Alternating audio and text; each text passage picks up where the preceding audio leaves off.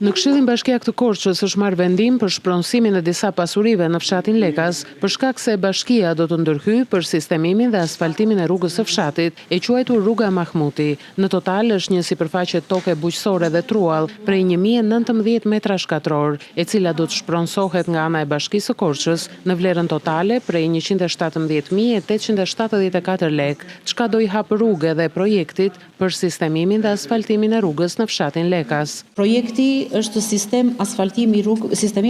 i rrugës Mahmut.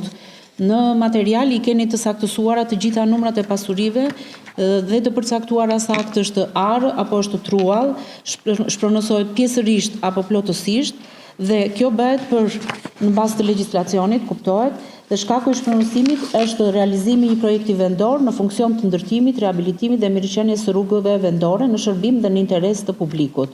Kjo do të bëhet nga Bashkia Korçë, përballohet shpenzimi nga Bashkia Korçë dhe vlera e shpronësimit do të jetë 117.874 lek, e specifikuar sipas kërkesave të këtij projekti. Një tjetër pikë e rendit të ditës ka qenë ajo mbi detajimin e një fondi prej 10 milion lekësh, kontributi i Bashkisë së Korçës për qendrën sportive Korçë-Shaa, me qëllim organizimin e 3 aktiviteteve sportive.